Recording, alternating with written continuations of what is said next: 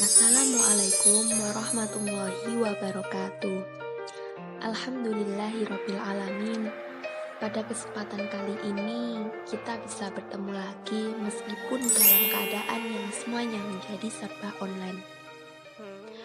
Meskipun begitu, semoga teman-teman tetap semangat dalam belajar dan jangan lupa untuk selalu menjaga kesehatan.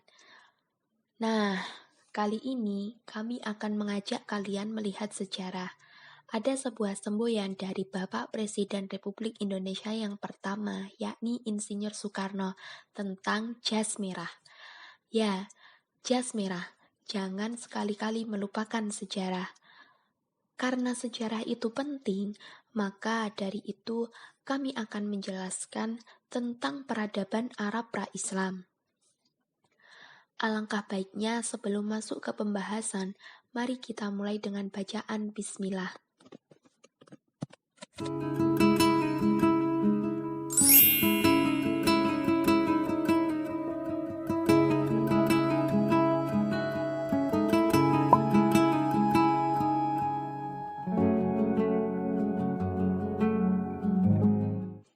Baik, di sini saya akan menjelaskan tentang sistem peradaban dan kondisi sosial masyarakat Arab pra-Islam. Sebelum masuk pada sistem peradaban Arab pra-Islam, sekilas saya akan menjelaskan tentang perbedaan kebudayaan atau sakofah dan juga peradaban atau hadaroh. Nah, kebudayaan itu mencakup peradaban, tetapi tidak sebaliknya, sebab peradaban dipakai untuk menyebut kebudayaan yang maju dalam bentuk ilmu pengetahuan, teknologi, dan seni. Dalam pengertian kebudayaan, direfleksikan kepada masyarakat yang terbelakang, sedangkan peradaban terefleksikan kepada masyarakat yang sudah maju. Sistem peradaban Arab pra-Islam. Yang pertama, geografis menanjung Arabia. Bangsa Arab bertempat tinggal dan mendiami semenanjung terbesar di dunia, yaitu semenanjung Arabia. Terletak di Asia Barat Daya, sebagian besar ditutupi padang pasir dan merupakan salah satu tempat terpanas di dunia. Hanya ada lembah-lembah yang digenangi air di waktu musim hujan atau disebut juga dengan oase.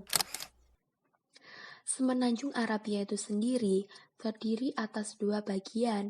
Yang pertama, daerah pedalaman merupakan daerah padang pasir yang kering karena kurang dituruni hujan dan sedikit penduduk karena daerahnya tandus.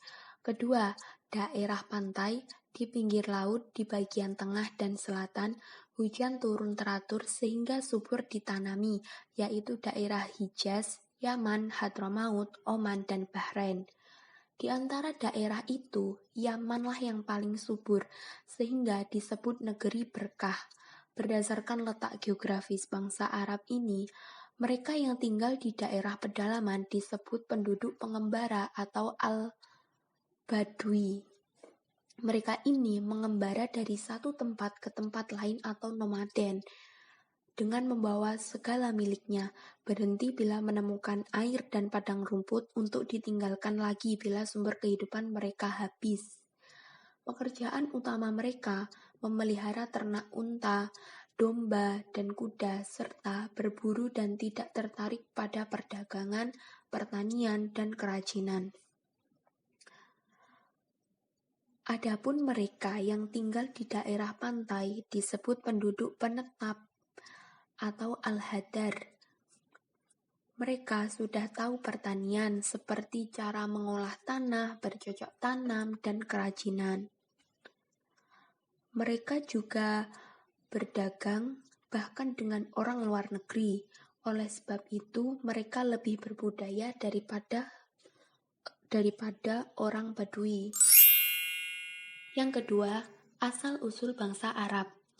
Bangsa Arab berasal dari ras Samiyah yang terbagi kepada dua suku. Pertama, suku Arab Al-Baidah, yaitu bangsa Arab yang sudah punah. Kemudian, ada suku Arab Al-Baqiyah, yaitu bangsa Arab yang masih hidup sampai sekarang, terdiri dari keturunan Qotan dan Adnan. Dari keturunan Qotnan dan Adnan ini, maka akan muncul lagi yaitu suku Arab Aribah dan Musta'ribah. Suku Arab Aribah ini adalah bangsa Arab yang berasal dari suku Qotan. Sedangkan keturunan dari Adnan ini disebut dengan bangsa Arab Musta'ribah. Artinya percampuran antara darah Arab asli yang mendiami Makkah dengan darah pendatang yaitu Nabi Ismail alaihissalam. Kemudian ada flora dan fauna bangsa Arab sebelum Islam. Flora, hasil utama jazirah Arab adalah kopi, kurma, sayur-sayuran, dan buah-buahan.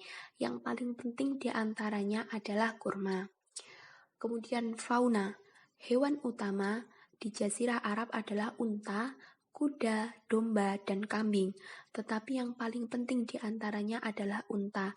Karena unta selain berfungsi sebagai alat transportasi, juga dijadikan alat tukar, mas kawin, harga tebusan, hasil perjudian, bahkan kekayaan.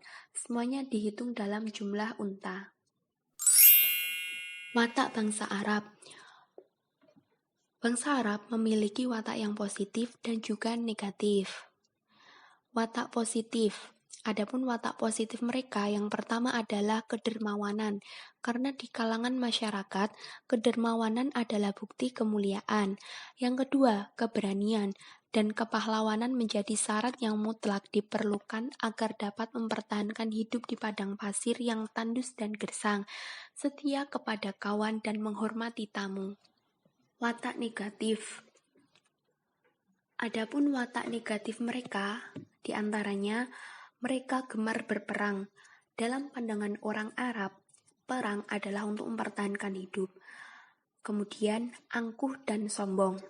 Darah di kalangan masyarakat Arab mempunyai harga yang sangat tinggi. Setiap darah yang ditumpahkan dari salah satu anggota sukunya menjadi kewajiban bagi seluruh anggota suku untuk menuntut balas dengan tanpa memperhitungkan apa yang menjadi penyebabnya.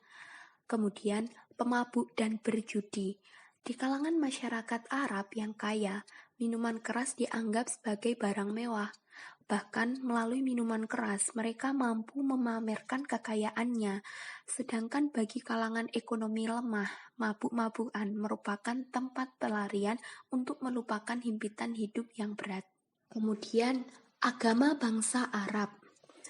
Agama bangsa Arab pra-Islam adalah paganisme, Yahudi, dan Kristen. Mayoritas penduduk Arab pra-Islam menyembah berhala atau paganisme, sedangkan minoritas di antara mereka ada orang Yahudi di Yasrib, orang Kristen Najran di Arabia Selatan, dan sedikit yang beragama Hanif di Makkah. Agama berhala dibawa pertama kali dari Syam ke Makkah oleh Amru bin Lu'ay, dan diterima sebagai agama baru oleh Bani Khuza'ah, satu keturunan dengan Amru, di saat itu pemegang kendali Ka'bah. Kemudian agama berhala ini berkembang pesat sehingga menjadi agama mayoritas penduduk kota Mekah. Setiap kabilah mempunyai berhala sendiri, jenis dan bentuk berhala bermacam-macam, tergantung pada persepsi mereka tentang Tuhannya. Berhala-berhala tersebut dipusatkan mereka di Ka'bah. Bahkan di Ka'bah itu ada lebih dari 360 berhala. Orang Quraisy sebagai penguasa terakhir untuk Ka'bah memiliki beberapa berhala, yang terbesar di antaranya adalah Hubal. Tercatat bahwa Hubal adalah patung yang paling diagungkan, terbuat dari batu akik berwarna merah dan berbentuk manusia. 3 berhala terkenal yang lainnya adalah Lata, Manna, dan Uzza. Kemudian adalah kondisi sosial masyarakat Arab pra-Islam.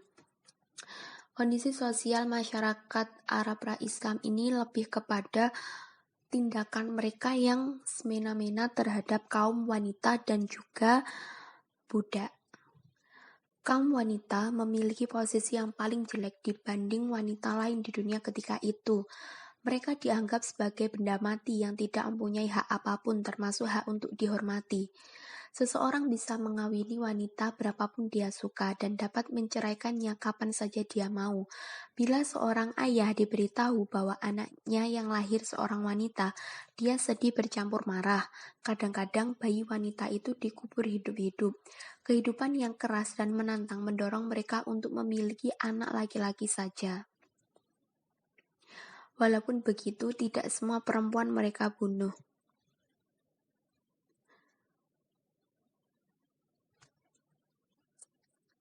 Kemudian, apabila seorang bangsa Arab ini memiliki seorang budak atau hamba sahaya, mereka akan memperlakukan hamba sahaya secara tidak manusiawi, karena mereka memiliki hak penuh atas hidup matinya, fisiknya, maupun mentalnya.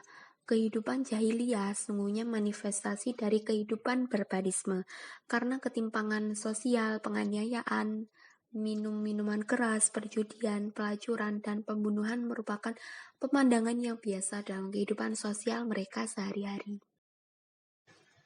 Nah, itu tadi teman-teman penjelasan dari saya. Sekarang saya ingin bertanya nih pada teman-teman, kira-kira tadi pada menyimak pembahasan yang saya berikan nggak sih?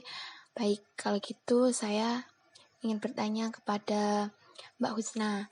Nah, Mbak Husna, apa sih perbedaan dari kebudayaan dan peradaban? Nah, benar sekali. Ternyata Mbak Husna menyimak mulai dari awal ya. Terus, saya ingin bertanya kepada Mas Rangga. Kira-kira bagaimana sih kok berhala itu bisa sampai di kota Mekah? Siapa sih pembawanya? Dan bagaimana kok bisa sampai 360 berhala yang ada di Makkah ya? Gimana Mas Rangga? Coba jelaskan. Benar sekali. Ternyata teman-teman udah banyak yang menyimak ya. Kalau gitu kita lanjutkan ke penjelasan yang selanjutnya dari Mbak Kurnia.